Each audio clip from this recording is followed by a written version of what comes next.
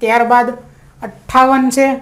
58મો પ્રશ્ન આપણે જોવી કે એક માલગાડી જેની લંબાઈ 1 કિલોમીટર છે 45 કિલોમીટર પ્રતિ કલાકની ગતિથી ચાલે છે। એટલે માલગાડીની ઝડપ આપેલી છે કેટલી છે 45 કિલોમીટર પ્રતિ કલાક। 1 કલાકમાં 45 કિલોમીટરની ઝડપ।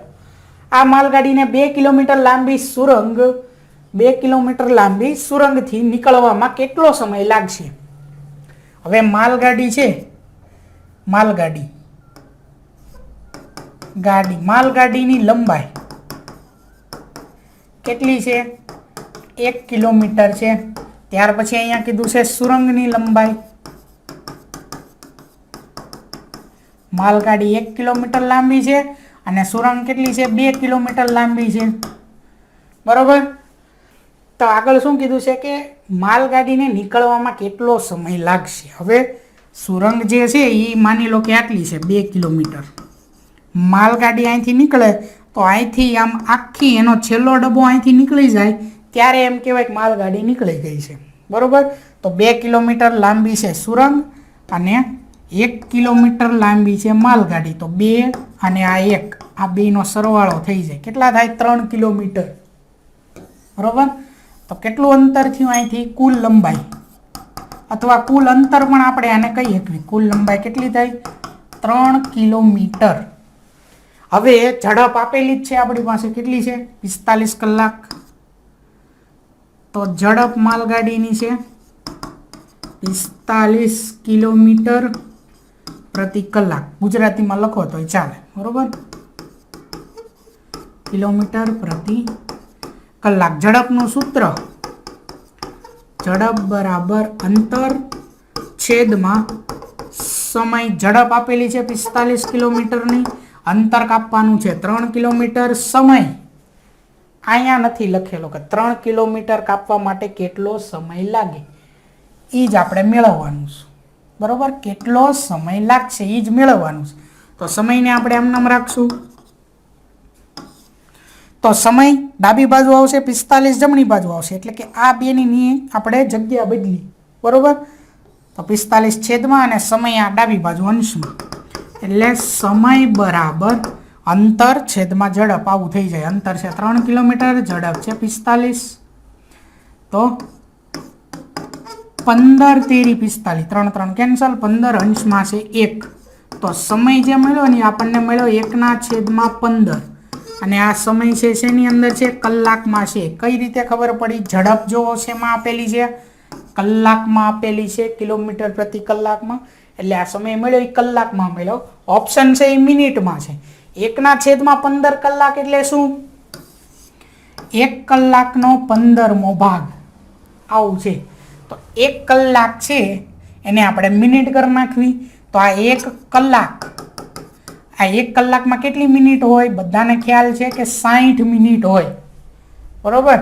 કેટલી મિનિટ હોય? 60 મિનિટ હોય। આપણે મિનિટમાં જવાબ લાવવો છે। 1 કલાકનો 15મો ભાગ એટલે કલાકની જગ્યાએ શું કરી નાખ્યું 60 મિનિટ। તો 15 ચોક 60 કેટલો જવાબ આવ્યો 4 મિનિટ, બરોબર। એટલે વિકલ્પ ડી થયો આપણો જવાબ। આગળ જોવી ત્યાર પછીનો પ્રશ્ન છે કે 80 વિદ્યાર્થીઓને એક સમૂહ પિકનિક પર ગયો। આ સમૂહમાં 20% વિદ્યાર્થીઓ એટલે કે 20% વિદ્યાર્થી છોકરીઓ છે તથા બાકીના છોકરાઓ છે। આમાં કેટલી વધુ છોકરીઓ સંમિલિત કરવામાં આવે કે સમૂહમાં છોકરાઓ 70% થઈ જાય? જો આ પ્રશ્ન જે છે ને એ ખાસ સમજવાનો છે તમારે, કારણ કે પ્રશ્ન સમજવો એ અઘરો છે। 80 વિદ્યાર્થીઓનો સમૂહ છે એટલે કુલ વિદ્યાર્થીઓ કેટલા છે 80। કુલ વિદ્યાર્થીઓ 80 છે। તો 80 વિદ્યાર્થીઓનો સમૂહ પિકનિક પર ગયો। આ સમૂહમાં 20% છોકરીઓ છે, બરોબર। છોકરીઓની સંખ્યા નથી કીધી પણ ટકાવારીમાં કીધું છે કે કેટલી છે 20% છોકરીઓ છે। તો આપણને ખબર છે કે જો 20% છોકરીઓ હોય તો છોકરાઓ કેટલા ટકા હોય? તો કે વધ્યા એ 100માંથી 80%, બરોબર। છોકરાઓ છોકરીઓ થઈને 100% થવા પડે એટલે છોકરીઓ 20% છે તો છોકરાઓ 80%। આગળ કે આ સમૂહમાં 20% છોકરીઓ છે તથા બાકીના છોકરાઓ છે, એટલે 80% છોકરાઓ છે. આમાં કેટલી વધુ છોકરીઓ સંમિલિત કરવામાં આવે કે સમૂહમાં છોકરાઓ 70% થઈ જાય. હવે છોકરાઓ અહીંયા કેટલા છે? 80% છે. બરોબર. સંખ્યા આપણને ખબર છે, સંખ્યા નથી ખબર.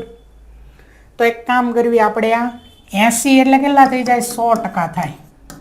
અહીંયા 100% 80 છે. 100% એ કેટલી સંખ્યા છે? 80 ની સંખ્યા છે. તો આ 80% એ કેટલીની સંખ્યા થઈ જશે? એ આપણે મેળવવું પડે.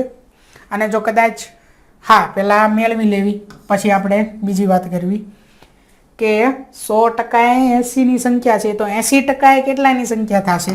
ત્રિરાશી મૂકવી તો 80 ગુણ્યા 80/100.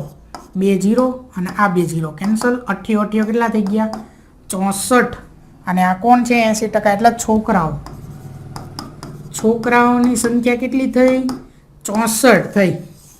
80% એટલે 64 થયા. બરોબર.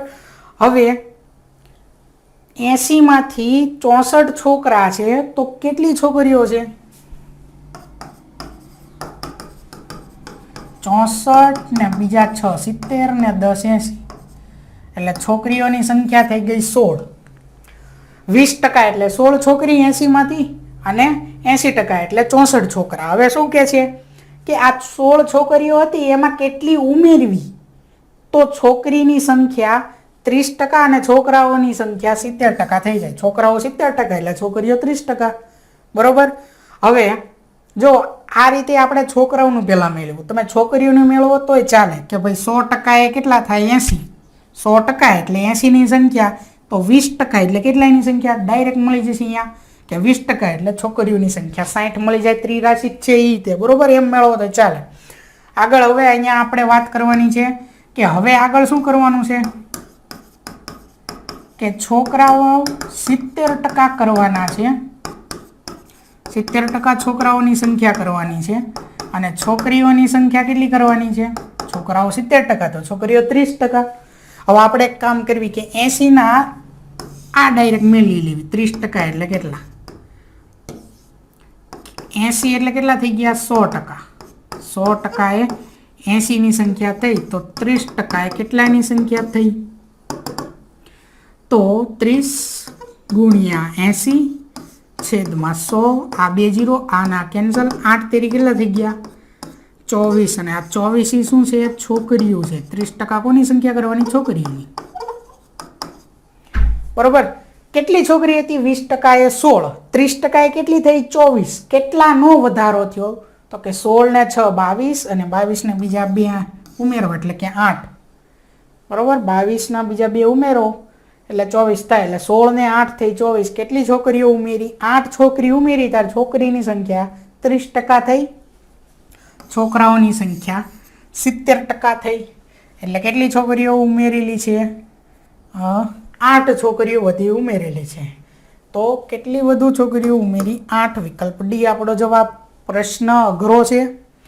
બરોબર. એટલે સમજી લો, કુલ વિદ્યાર્થી 80, તો 80 એ 100% થયા. છોકરીઓની સંખ્યા 20% છે, છોકરાની સંખ્યા 80% છે.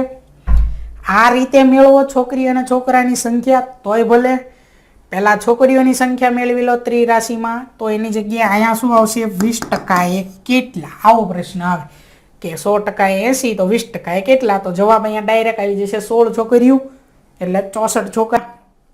હવે છોકરીઓની સંખ્યા 30% કરવાની છે, છોકરાઓની સંખ્યા 70% કરવાની છે. આ 100 લેખે જ હિસાબ કરવાનો. બરોબર. ટકા 100 એવી રીતે. તો 100% એટલે કે 80ની સંખ્યા, તો 30% એ કેટલા?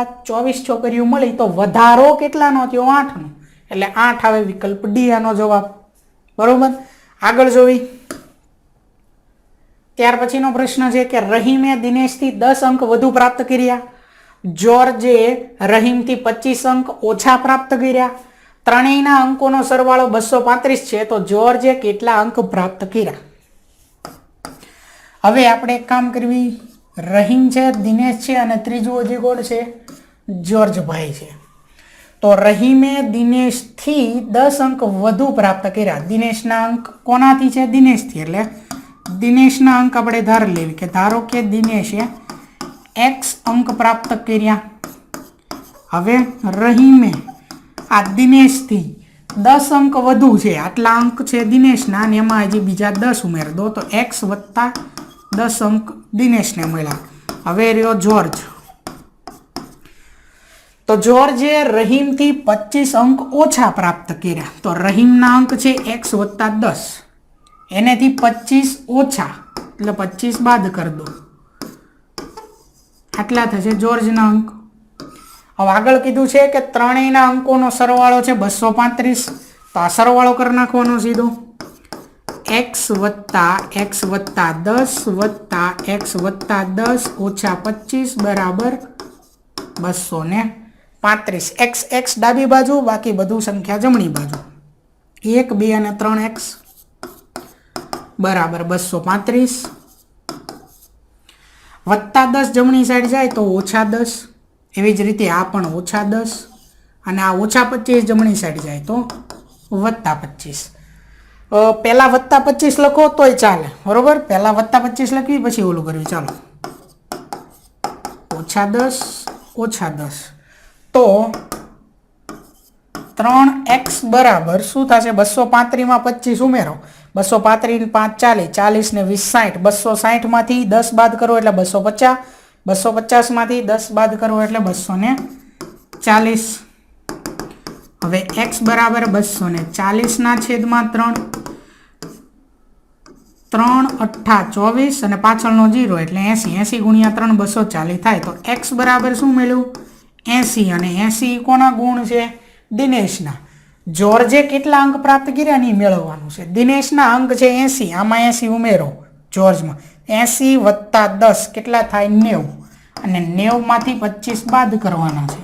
90 માંથી 20 બાદ કરો એટલે 70, 70 માંથી 5 બાદ કરો એટલે 65. તો જોર્જે 65 અંક પ્રાપ્ત કરેલા છે એટલે વિકલ્પ બી જે છે એ જવાબ થશે 65.